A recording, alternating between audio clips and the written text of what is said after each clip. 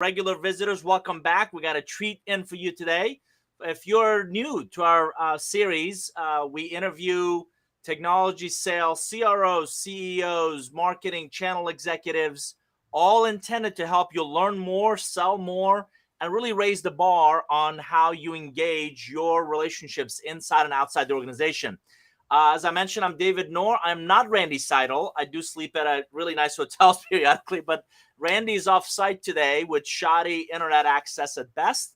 So we thought, as out of respect for both our guest and you, our audience, I would just interview our guest and make sure we get some great nuggets along the way. Our guest today is Tom Ammirati. This is episode 86. Tom is CRO of PlainID. Hello, Tom. David, hello. Thanks for having me. Thanks to you and Randy and the Tech Sales Insight community for having me here, join you today. It is great to have you. This episode is also sponsored by Decision Link. As you may know, Decision Link is a selling sponsor of the sales community. And I love this, a customer value management platform that automates business value conversations across the entire customer journey. So if you hadn't had a chance, I would encourage our audience to definitely check out Decision Link, big supporter of the sales community, and we appreciate that. So Tom, let's start with macro, and we'll kind of go from there. Why don't we start with your professional background? I know you met Randy through the recruiting part of the business, but let's start with just kind of where you've been personally, professionally, how you've arrived here. Yeah, thanks, David. So like many of us, we measure our careers in fiscal quarters. So just completed my 109th fiscal quarter in tech sales. And, you know, the one thing I'd say, my journey has transcended multiple technology disciplines. So I've had the great fortune to be with firms providing applications, data infrastructure, both hardware and software, security, and most recently, identity and access management, as well as ERP. So I've had the good fortune of transcending a lot of different spaces, and the vast majority of those firms, I was fortunate to work with some great people, and we were category leaders. And that's really helped my journey over the last 28 years. It sounds like a great background for the topic, which we're going to cover today for our audience. It's we're going to really focus on the value of CROs partnering with field enablement, and sounds like great background and very relevant to what we're talking about. So how about, let's jump into PlainID. Tell us a little about what the company does and who do you kind of focus on? Yeah, thank you. So PlainID, you know, we're a small startup. We're sub 10 million in annual revenue. And we've been in business for just over 6 years, based in Tel Aviv by two extraordinary founders. I always like to talk about the founders because one is a pure technologist, Gal Halemsky, early stage Mimecast and early stage CyberArk. And her co-founder, CEO, Oren Hayal, is former deputy CISO at the largest bank in Israel. And the reason why I mention that is because these are two pure technologists that really know the space, and had vision and executed against the vision. We serve the Global 1000 in what's called authorization. And authorization, although it's been around for 20 years, it's becoming more relevant than ever today, as there's this convergence between identity and access management and cyber security, known as identity first security. So is it fair to assume the CISO, or who's the customer? Who's going to be most relevant to kind of your solution? Yeah. So our ICP, right? Our primary is Global 2000, firms that consume sophisticated identity technology, but not just the Global 2000. It is our primary ICP, and the personas, security professionals. So starting with CISOs, security architects, as well as heads of identity. But it also transcends. It transcends to application security. And in some cases, it will broaden out to data architects, because there is a big problem that we're solving around traditional data privacy and data security. Obviously, cybersecurity, really hot space, a lot of really interesting players. Who do you guys see as a competition? Who is typically or traditionally in your opportunities? Yeah. So, you know, authorization has always been considered part of identity and access management, specifically the access component. And now as authorization emerges, it's becoming its own standalone category. So as many of you probably on the line have experienced creating a space, a category, our biggest competitor is homegrown. The vast majority of authorization policies were coded, hand-coded, custom developed within the application. And for a variety of reasons, that is becoming less prevalent a way to secure the application and access to application. So it's really this evolution of homegrown authorization policies to an off-the-shelf platform solution, which PlainID provides. One of the things that coach a lot of executives are going to think about and really focus on is A, their brand, B, their culture. We'll definitely talk about the culture in a second, but as an ambassador of the PlainID brand, what do you tell individuals you're trying to recruit? What really sets you guys apart from others that you may be competing for that talent? Yeah. Our vision is very clear. So number one, our mission is to be the category leader in authorization. Number two, our brand, PlainID, the authorization company. And I always, when I do an overview presentation about PlainID, or when I'm recruiting folks, or when I'm on an enablement call with my sales organization, I always remind them that PlainID, the authorization company. What we want, our desire is that when you think authorization, auth-Z, you think PlainID, and vice versa. So number one, have a very clear mission and a very clear vision. And then David, culture, would you like me to transcend into the cultural aspect? Absolutely. It's a key part of your growth engine, right? Yeah, and I think it segues to our mission, right? So again, I like to point out our founders, Oren in particular, our CEO, co-founder, very top priority for him is team and alignment. So having the strong sense of team, having a culture of working together and self-improvement, and then having this very clear mission. And that clear mission is for everyone across the board, all functional areas to be aligned. And that alignment is around category leadership. The other thing, Randy, and I really appreciate it is we love that reach of, I think we heard from you, 50 million in 3 years. Talk a little about that, where that come from, and why is that so important to the organization? Yeah. So I think many folks on the line have probably had experience working in startups and great success scaling that startups to an exit, getting to 25, 50, 75, 100 million, and some type of exit IPO. And I think many of you probably are familiar with that journey. When you're sub 10 on your journey to 20 to 25, there's growing pains. Getting to 50 million, another set of growing pains and challenges that you go through. But number one, I always believe in, you have this mission, you have to have goals, and you have to have a vision and a strategy on how to achieve those goals. And you also need to goal set through the goal. So although my operating plan, our firm's operating plan, might not be technically 50 million over 3 years, we like to goal set through the goal because that focuses on what we need to do to scale the business. Everything from culture, from product, to functional areas, and how we go execute in those functional areas and the specific tactics to achieve those goals. And it sounds like you're not only crystal clear on this, but you also cascaded pretty consistently throughout the team, so everybody's on the same page. Without a doubt. If I were to share one bit of nugget, and I don't think I'm unique in this thought, but 28 years in this business, the teams that are most successful, I believe, have not only a clear vision and great leadership and great culture, but they also have alignment end to end with what we are all trying to achieve, whether it be in sport or whether it be in business. I can't help but think, we briefly were talking about your personal things you enjoy. I think you're a professional athlete, and you bring a lot of that discipline to this strategy to execution link. Yeah, it's true. 100 years ago and 30 pounds ago, I did have the good fortune of playing for money over in Europe. And many people along the journey asked me, oh, wow, that must be fantastic. You must have traveled all across Europe and done some fantastic things. The cruel reality is this was back in the early 90s. The economy in America wasn't great.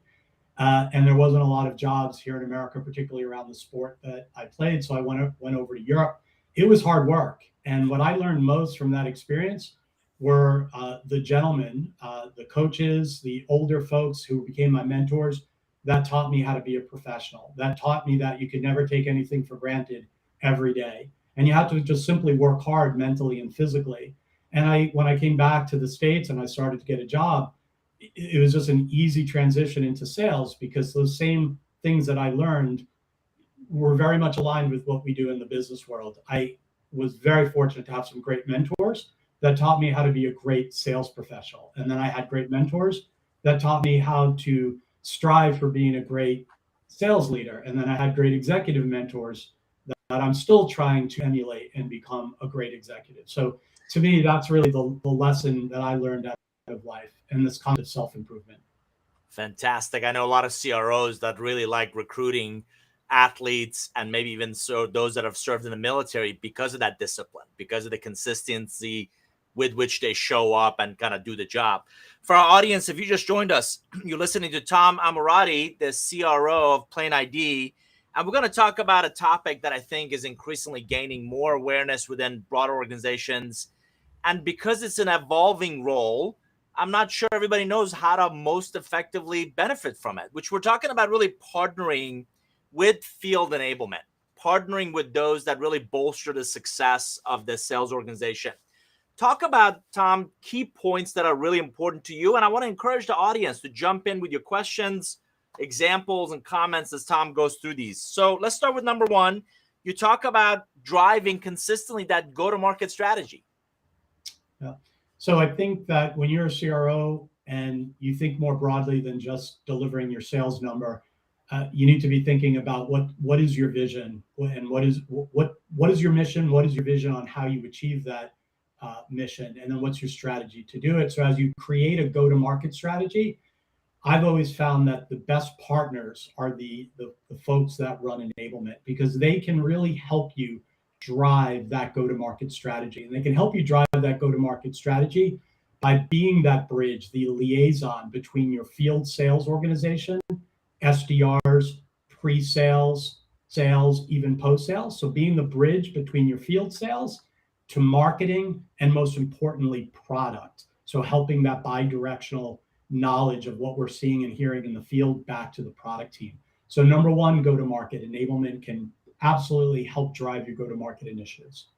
Can you take a piece of that and give us an example? Well, again, I'm a CRO, just, I've taken over, and I appreciate the fact that I think you also own global marketing, global partners, global sales. So you really do have the revenue generation engine. Give us an example of that. Really love the idea of a liaison, field enablement as a liaison, whether it's a product launch, or give us an example of how they can really make that happen. Yeah. So there's a number, but I'll try to give one, and I'll talk about marketing and I'll talk about content, right? So quite often there is this misalignment or potential misalignment between maybe what the marketing organization is positioning as content on the website and maybe what the product team is thinking about, what features and functions, or even strategy, what direction you need to go from a strategic perspective to go meet the goals. And then you've got the sales folks, who our role as sales leaders is to help make them successful and help them be productive, right? Quickest ramp to productivity. So it's so important, I found, for an enablement person to help bridge that gap so that the content that is being created on your website, in your white papers, in your ad campaigns, social or PPC, what have you, is very much aligned and synergistic to the content that you're using to teach, train, and enable your sales folks from onboarding all the way through their journey, and then naturally making that consistent with the product and the product strategy team. Tom, I got to tell you, you're touching on a Randy Seidel nerve, because we often talk about how, not all, but some marketing organizations spend a lot of time, effort, cycle, resources creating good intent, but creating assets, creating what they believe is useful to the consumer of that information, and it completely misses what the sales organization or the sales team needs to kind of move them along that buying journey. So this sounds like a great alignment for exactly that, the sales enablement team. It creates ambiguity. And if you start with your number one premise is that clarity is king, right? Our mission is to be the category leader. Okay, well, if that's your mission, then how do you get there? And one of the key components is having consistent messaging, because consistent messaging turns into consistent direction, and aligned direction. And it's about keeping it simple. So you mentioned, David, I'm also the son of a World War II drill instructor. So I had that double dose of athletics and being the son of an Army infantry drill instructor. So discipline and sort of prescriptive action was something that was just core to my upbringing. But again, content, alignment, no ambiguity, clarity of purpose and focus helps people direct their actions. What I've also learned, and I would welcome your comments on this, this isn't a George Foreman grill of set it and forget it. Once you get the clarity and alignment, you got to come back and recalibrate those to make sure they're consistently thought of and followed. Is that fair? Well, it's always changing, right? We have a saying, I am a martial artist for 45 years, more than 45 years of my life now, and I'm an instructor. And we have a saying, the fight always is moving. It's always changing, it's dynamic, right? Sales is the same, business is the same thing. So when you're onboarding SDRs or pre-sales engineers or sales reps, how you approach them, how you train them and enable them 6 months later is different than month 1, which is different than month 12, which is different than maybe you have inherited a team as a sales professional and you've inherited several individuals that have been in this business for 25 years and they know everything about everything. Well, how do you take them to the next level? How do you help them improve? Because it's likely they're going to be in a situation, a deal cycle, that might not be exactly as it was for the past 25 years. So it's this concept of things are always changing and moving, and you have to keep raising the level of acumen and productivity. And I got to tell you, I love enablement leaders I've met who believe their work, the assets, what they create. There's a life kind of expectancy, life cycle on that, and they do version control. And as you said, they're constantly updating, they're constantly fine tuning based on the insights they get from marketing, from sales, from channel partners. Listen, that case study is kind of gotten long in the tooth, or it's not resonating, or they don't have that problem anymore. Let's kind of update and continue to refresh those. And that seems to really be something that sets some enablement teams really apart from others. True. And this is also the importance of enablement doesn't always report to the CRO. There are times it reports to marketing, and I've had both scenarios. But this is where it's so important that the CRO takes enablement seriously. Because again, the enablement professionals can be an extension of your go-to-market. If enablement is messaging and creating content which is not aligned with your go-to-market strategy as a CRO, well, then you're going to have a problem, because ultimately you want your reps, you want your team to be, again, clear of message, clarity of focus, clarity of purpose that's aligned with the mission, your ultimate stated mission and objective. And if they are creating content that is not consistent with your go-to-market strategy, whether it be around use cases or partnerships or case studies, then you're going to have confusion. And confusion is the quickest way to erode productivity of your organization, in my opinion. It creates enormous frustration with the sales team that are trying to go to market. So love the first one. Driving go-to-market strategy, fantastic way for CROs to partner with their field enablement. Let's go to the second one, which you also are passionate about, rep productivity.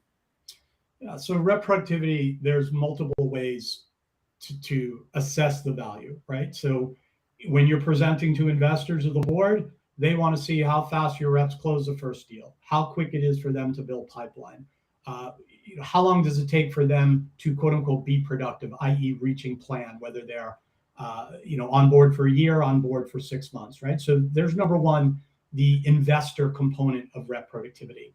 But the number 2 and number 3 point to me are really more important. We as leaders have a responsibility to make our team successful. It's just the right thing to do as coaches. You want to have your team reach their potential. As an instructor, as a leader, that's really our job, to optimize someone's potential, whether they're early stage in their career, mid stage, or at the tail end of their stage of their career. You want them to reach their fullest potential at their capacity, because that really is the key to productivity. And that is the key to building a great culture, and ultimately a key to having the highly successful team, because your early stage rep is going to be very different mentally, spiritually, physically than someone who might be in the business for 30 years. But our job is to help them be productive. When you can help them be productive, what happens? Your team becomes a superpower. Your retention rate goes through the roof. You start attracting better talent as you scale, and then your brand clearly becomes the brand that everyone wants to work for. And I'm sure folks like Randy, and I'm sure many on this call, have worked for and been a part of brands that have been highly successful, just like I described. So love the benefits, love the upside of that productivity. How, in your background, in your experience, what have you seen to be the root cause of some of the productivity killers, specific to enablement? What's not clicking? What's not happening that creates a monkey wrench in that process? So I'll put to the side, I mean, they have to be aligned with your go-to-market strategy, right? So Yep. if a CRO sort of casts enablement away as just someone that sits off to the side, I would say that could be a mistake. That is a mistake because you're not maximizing potential, but it could also erode your success. The other thing that I'd focus on is this concept of tools and operations. So a big piece of my operating discipline, my management discipline, is around operational discipline. But you can't overbake operations. So I've had enablement folks that come in with a laundry list of all the hottest and greatest tools, whether it be for account-based marketing, whether it be for forecasting, building org charts, whatever. There's a myriad of tools. For me, it's about balancing and prioritizing which tools help your team be successful versus which tools and administrative process slows down your team. So that would be the one quasi-native aspect of enablement that I would just encourage CROs to think their way through and partner with the enablement teammate to get that right. I know between the military family background and your discipline in sports, you also believe in the notion of if you don't measure it, it's very difficult to improve it. How you mentioned average sales cycle, pipeline, how quickly can they reach their plan? Are there some metrics that you really care about and really on a regular cadence you're paying attention to really look at that productivity? There are. Mine are probably not much different than anyone else on the call, right? It is about pipeline coverage. I do like to segment net new logos from expansion, from upsells. I also track time and stage of pipeline, which is common that we all probably track these days. Obviously, NDR, net dollar retention. I also track partner attach. So source from partner, influencer attach from partner. These are 4 or 5 basic things that I'm sure everyone on the line has experience with. I try to keep my KPIs no more than 5 each quarter. And again, try to get the extended team to understand why it's important. And again, it does vary on the stage of company that you're in, what you're selling. We're enterprise class. Our sales cycle is 6 to 9 months. We're selling to the global 2000. It's not transactional. It's primarily weighted to new logos right now until we build up and double our customer base. We've got roughly 20 enterprise customers, direct customers, another 70 via OEM. So these metrics are all pretty basic, right down the middle of the fairway. But to me, they're the lifeblood of how you assess your health of your business. For our audience, just because Randy isn't here doesn't mean he's not participating. So I love that he's jumping in. His comment says, sorry about not being able to be on live. First time bad internet in Chatham, Mass on the Cape. So he probably has a beautiful view. Marketing needs to serve sales and customers. And then this question, Tom, is it easier or harder at a smaller company compared to some of the larger ones you've worked at to really bring this driving go-to-market strategy, rep productivity, these things to front and center? Yeah, thanks for the question, Randy. Both. And I don't mean to be clever with the answer. They both come with different obstacles, and I think probably everyone can appreciate what those are. When right now at PlainID, the good news is we had a blank canvas. We had some things we needed to tweak and fix, like data scrubbing in our HubSpot instance. We did not have Salesforce, so we had to build a Salesforce instance. So it sounds exciting. You have a blank canvas, but when you have a blank canvas and you have 3, 4, or 5 people who you want to have them input their opinions about how to architect your stack of tools and how you want to build out the architecture and lead flow and definitions, things like lead scoring, you have some level of challenge. When you walk into a firm that might be 100 million or bigger, you might have to do some change management on systems, processes, tools, and that's a different level of challenge. Both are fulfilling, both are enriching and stimulating, but both are challenging. I've also found, Tom, I would welcome your comments on this. In a smaller company, the CRO seems to be much more hands-on and needs to be as digitally astute and process astute and really ensure all of it works well together. Whereas you grow as an organization, you bring in specialists to kind of run different facets of that.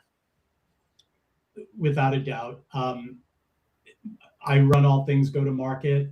I always like to say that I probably could not have done this job 5 years ago, certainly not 7 or 8 or 10 years ago. I just simply wasn't prepared. I didn't have the level of exposure across all the cross-discipline, cross-functional areas. I'm still learning every day, every week. I'm learning something. When I entered this job, this role, I had run marketing once before for a period of 18 months, scaled that business to about 50 million at the time. And when we got to 50 million, I said to our founders, you need to hire a CMO. So I willingly gave up a big span of control because I knew it was the right thing to do for the business. And it was. We brought in a professional CMO, and he helped us scale the business from 50 to north of 100, and they're doing phenomenally well, now as a result. So without a doubt, right, it is a journey. You're always improving, and when you get to that point of really being cross-functionally strong, you can then make a big impact cross-functionally to a startup or scale-up. So we've talked about driving go-to-market strategy. We talked about rep productivity. The third one, really talk about operationalizing and really aligning the assets with sales. Yeah, so operationalizing the business, it's a term that I'm sure, again, many of you on the call are very familiar with, but saying it and actually doing it or achieving it is not always easy. And again, I go back to, you want to align, at least from my perspective, I try to align my operational discipline with my go-to-market. I also live by 4 pillars, which I learned from a great mentor of mine many years ago. To run your operational, your management discipline is based on 4 pillars: business results, operational discipline, customer loyalty, and employee development. And everything you try to do, everything you ask of your team, every executable should align directly to one of those 4 pillars. And operational discipline is no different. So it's really about leveraging the 3 to 5 core operational items that help drive that discipline and help then drive any of those other 3 pillars. So I'll just give you a quick example. Forecasting. We all know the importance of forecasting. We all know the importance of forecast accuracy, pipeline growth, a sales methodology like MedPick. But if you don't have your enablement partner who understands the relevance and the importance of why to drive something like a sales methodology like MedPick, but not only the importance of driving it, but actually driving it and making it an everyday discipline, living in Salesforce, making sure the fields are completed, but more importantly, understanding how to, I like to say, turning the yellows to greens. Because MedPick, any sales methodology, not to pick on MedPick at all, but any sales methodology is like a piece of home gym equipment. Unless you use it, it just is collecting dust. So MedPick's great, but how do you turn a risk, a yellow, into a green? How do you neutralize a risk? And enablement can help you facilitate that. And to me, that is just vital when you talk about operationalizing the business. We've got a great question from Ernie Parsons. Ernie, good to have you here. With a company the size of PlainID, how do you determine if there's a good or great product market fit? And if the changes need to be made, how long is this process? Ernie, it's a fantastic question. So I was really fortunate, and it's one of the reasons why I chose to join PlainID. I actually was in semi-retirement at the time, not anxious to step back in an operating role, didn't necessarily need to at the time, but I intersected with PlainID, and I just happened to know the space quite well. So it was an easy decision for me, but I'll tell you my thought process. It's number one, is the market ripe for disruption? So is there an aspect of the market that is just fervent, rich, or ripe to be disrupted? Number one. Number two, and I can give you a quick example at the end of this. Number two, does the firm's technology, can it be the catalyst for disruption? Does it have a unique play or advantage to fill that gap and drive that disruption? And then lastly, does the team, in my case, the founders and the broader organization, but particularly the founders, do they have the desire, mentally, physically, spiritually, to drive that disruption and be the disruptor and then ultimately be the category leader? Because to me, that's, you don't take a job unless you have an opportunity to win it.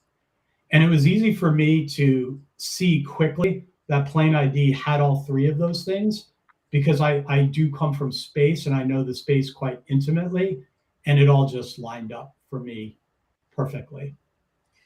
So how long does the process take? How long do you think, and I'm always fascinated by leadership teams or founders that are trying to think about scale without getting the product market fit right first.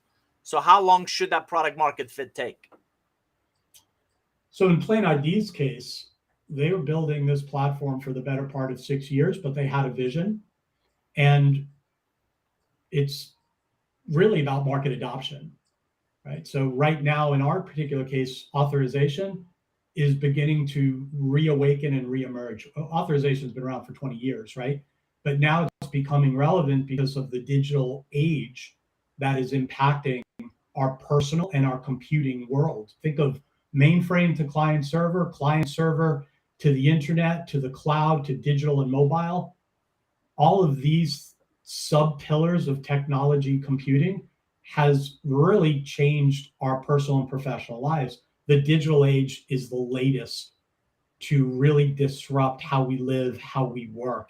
And authorization fits into that disruption for security purposes, for data privacy purposes, for user journey. So it depends, right? Some of it is understanding the market and aligning your product and your solution to the market. Some of it is market adoption.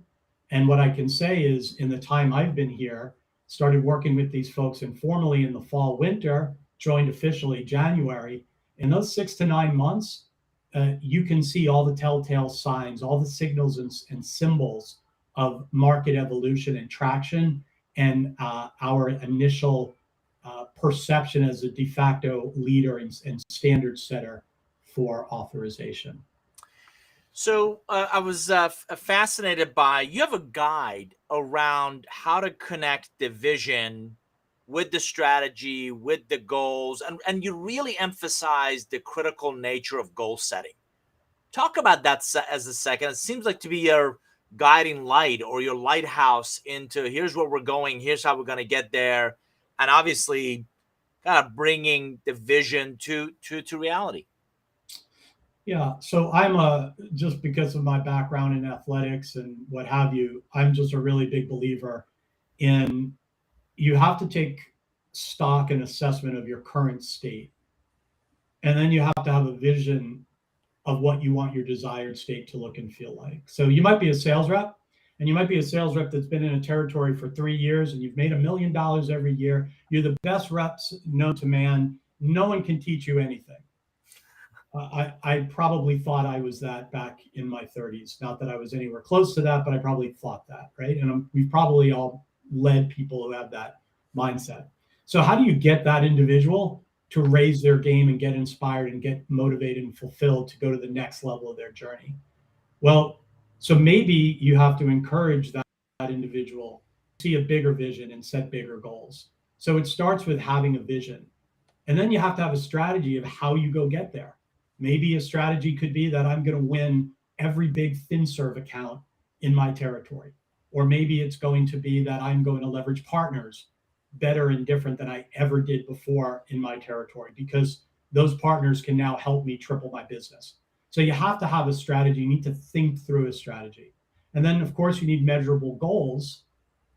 But where the real hard work comes into play is, what are those actions? What are those executables that we discipline ourselves to do every day, every week, every quarter, every year, and then reset that? Sometimes you got to adapt on the fly, but it's really about those executables. And those executables, the main ones should only be 3 to 5, and then you can have some sub executables. But I'm just a big believer in current state, desired state, your strategy, your measurables, and most importantly, your actions. And to Randy's question on the chat, again, that should all align to achieving business results, to being operationally disciplined, doing great QBRs, having a great forecast, having great pre and post call planning, running a great sales process, being disciplined around MedPIC. Number 3, looking after your customers. And number 4, developing yourself as an employee, or us as leaders, taking a role, an active role in helping teach and improve the concept of Kaizen, improvement, constant improvement, helping them get to the next level of motivating, inspiring them, and supporting them. For our audience, you're listening to Tom Ammirati, the CRO at PlainID. It sounds like they've got a great solution in the authorization space within cybersecurity, and we're talking about the value of CROs partnering with field enablement. Tom, you mentioned you're also responsible for global partners, and I think we read that you got a new partner in IC Consult. Tell us a little more about them and the partnering plan.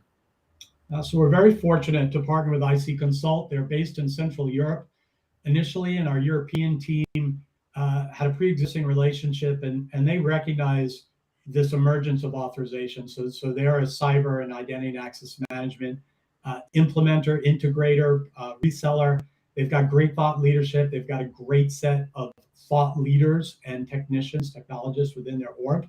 So it was a natural fit for us to partner with them across Central Europe. But like everything in business, they've grown, and they've acquired a company in the United States. So now their brand and their footprint has grown, and we're fortunate enough to now grow with them here as they expand their footprint and their brand and their business in the US. So a big piece of our motion is being embedded in the reference architecture. So as organizations think about where authorization fits in their flow, in their security paradigm, right, or their security infrastructure, and their identity and access management infrastructure, we rely on our integrators to position us in the reference architecture. And then certainly they help us deliver our services to our customers. So we're very grateful to have a strong partner community.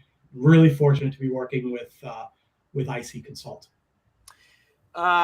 One of the things that we found challenging about the tech sales space is very male dominated, very let's be honest, not really as diverse as it could be, certainly not as diverse as a lot of our target customers. Talk about, we know that the leaders of PlainID are working to break that bias. We recently celebrated International Women's Day. Talk about some of the diversity best practices in how the founders, how the leadership team are really setting the tone to bring gender, ethnic, as well as cognitive diversity to the team. Yeah, so we are extraordinarily lucky because our co-founder Gal Halemsky is female, and she is an industry icon around identity. So it's actually quite easy for us to point to one of our leaders, our co-founder, who is just an excellent role model as a technologist and as a business person. So we kind of have a little bit of an unfair advantage because, as I bring in members of our team, female or diverse members of our team, I always love to point to, look at Gal's journey as a technologist. Look at her career, and now she is a co-founder of this company. So we've got a bit of an unfair advantage having Gal, and we promote her unabashedly, not just because she's female, but because of everything that she brings as a technologist and a professional. She's so impressive And she inspires me, quite frankly. She's one of the reasons why I came here. But I just think broadly speaking, as technology, as our industry has evolved, certainly we see it in the media and on LinkedIn. It's just in all of our collective best interest to take opinions and ideas from everyone around the world. I was very lucky. My last firm, an identity verification firm, I had a staff of over 200, an organization we had people everywhere from Singapore to San Francisco and every country in between.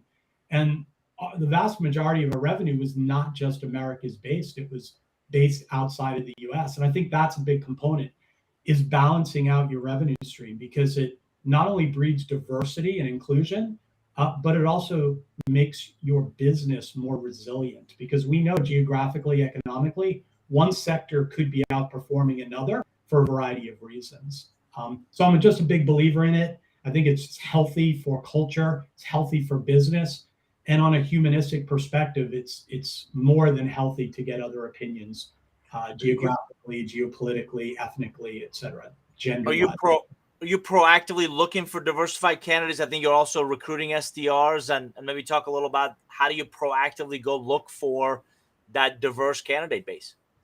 Yeah, I think we always want the best candidate, but I think it's about being open and having that perception of inclusivity, so that you don't market or brand yourself as one type of culture.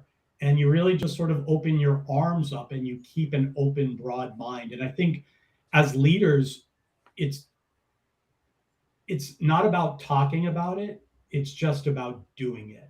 And I think if you actually do it, if you actually foster that aspect of inclusion or promotion or endorsement, if you actually do it, then you really don't need to say it. It'll just trickle down into the marketplace, and people will recognize that this is a place, an organization, a culture, a team that appreciates diversity and is not monolithic in their thinking, maybe how tech firms were 30, 40 years ago. And I think I couldn't agree with you more wholeheartedly, that I think the optics say a lot. Like if I walk into your office, or if we walk into your SKO or your QBR, am I seeing respectfully a whole bunch of middle-aged white guys, or is there diversity of thought, diversity of backgrounds, and differing voices that certainly enrich the conversation?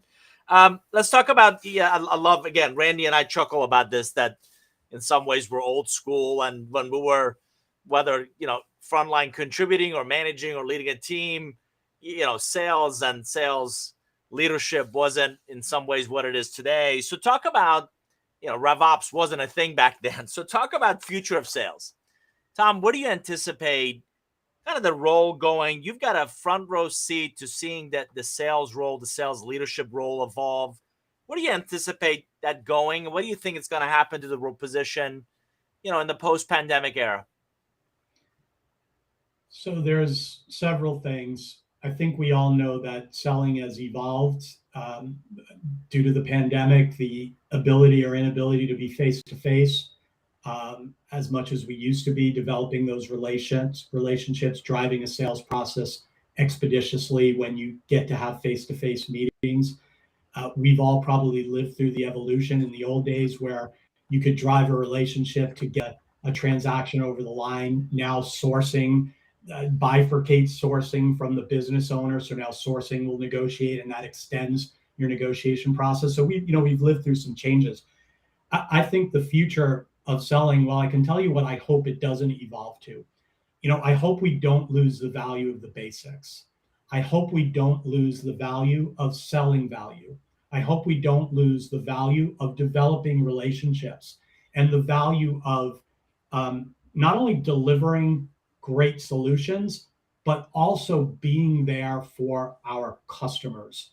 And that really is what drives the relationship. So meaning, I'm sure many of us have lived through the days where your product fails, your technology breaks, but you have to go respond and support your customer. And that might mean 3 a.m. phone calls. That might mean sleeping in conference rooms overnight, which many of us have done to help a customer, get their applications up and running again.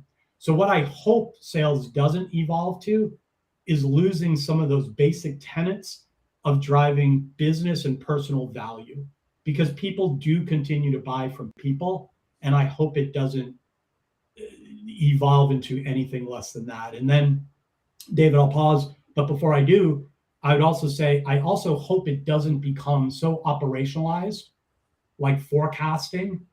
And I'm not going to take a swipe at any one forecasting tool, but I would just say to sales leaders, spend time with your reps in the field, spend time with your customers and prospects, and you don't need AI to tell you where your forecast is going to be for the quarter.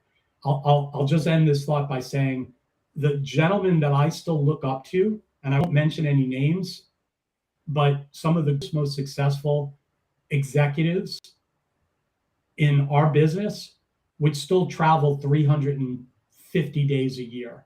And I'm not suggesting that's the right way to live, because it's tough on your family, but they're executives and they still know the value of being face-to-face with customers and putting their personal and professional endorsement behind what product or solution you're providing, and that they will be there when things go sideways. So I hope sales doesn't lose that motion. And I'm sorry for going on a tangent, but it's core to me.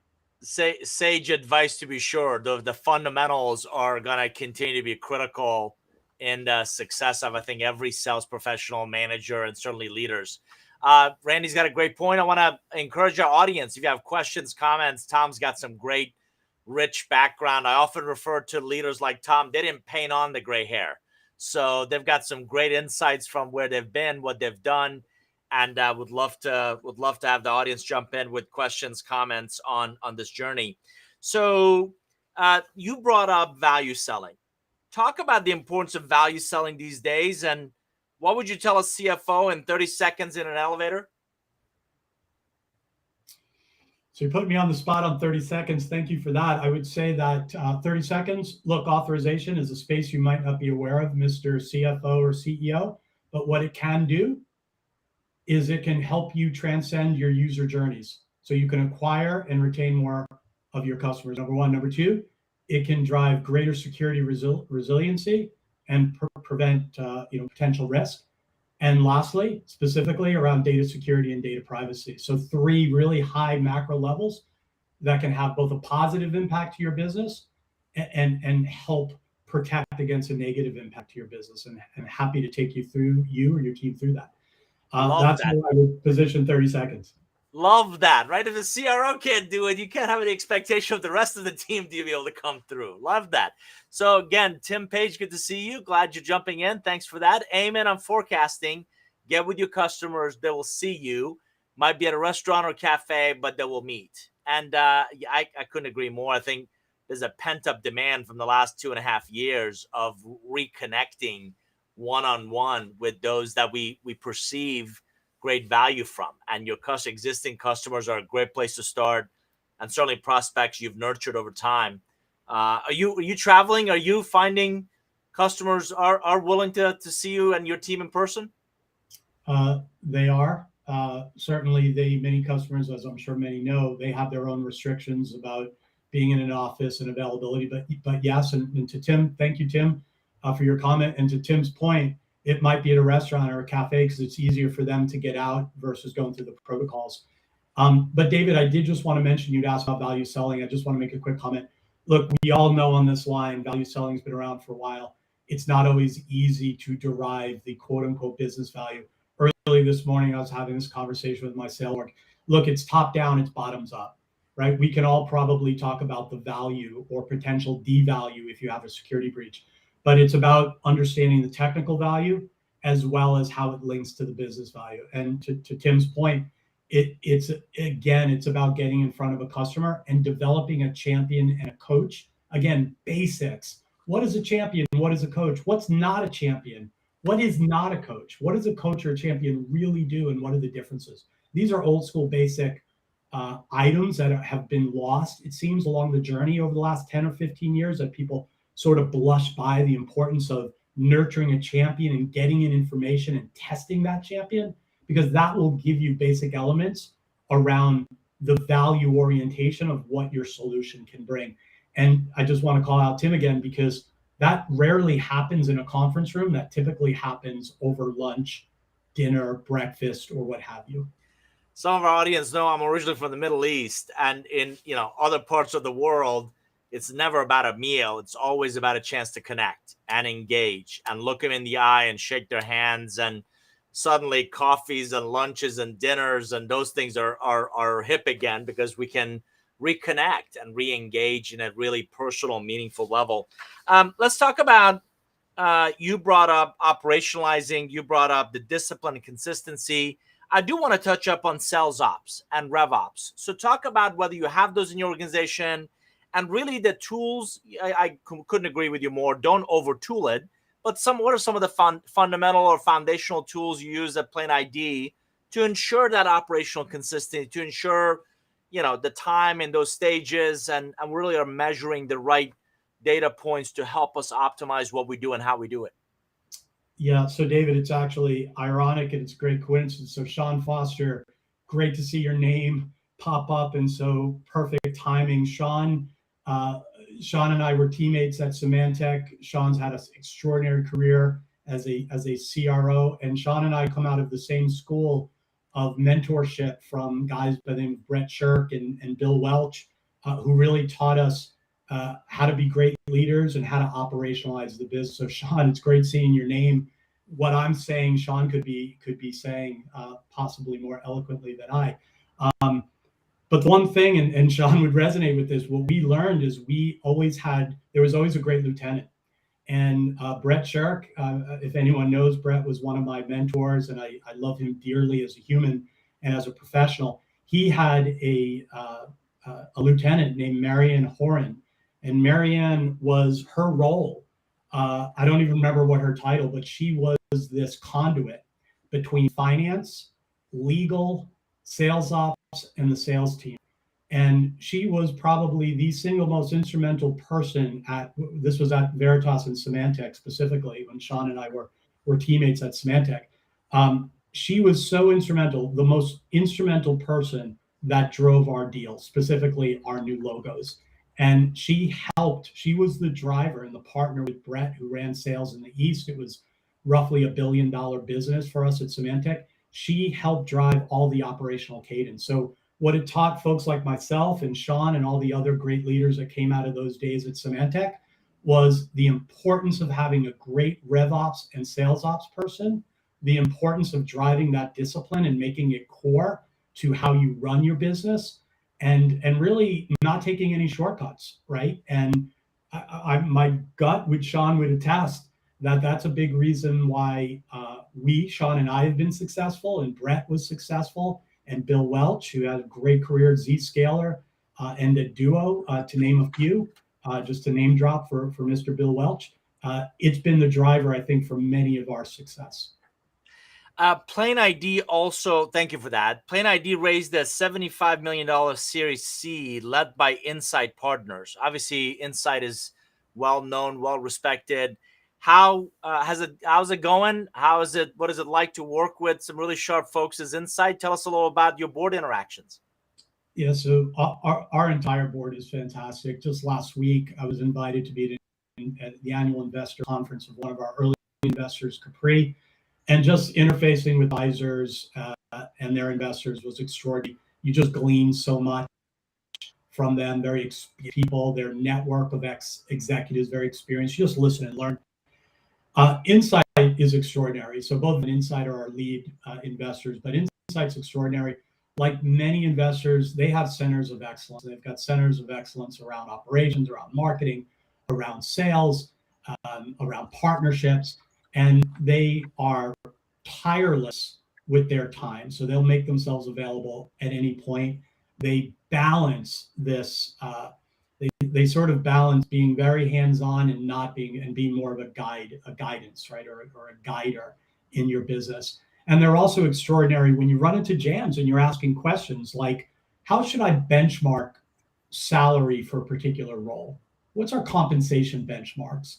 Or what should our tool footprint look like in our marketing stack at this stage of a company on our journey? So they're a great resource to get guidance, also balance out and help you make informed decisions. So super fortunate and privileged to have them as a partner and investor. One of my final questions, what are you most excited about the second half of this year? And I'm going to flip the coin and ask you, what are you most concerned about?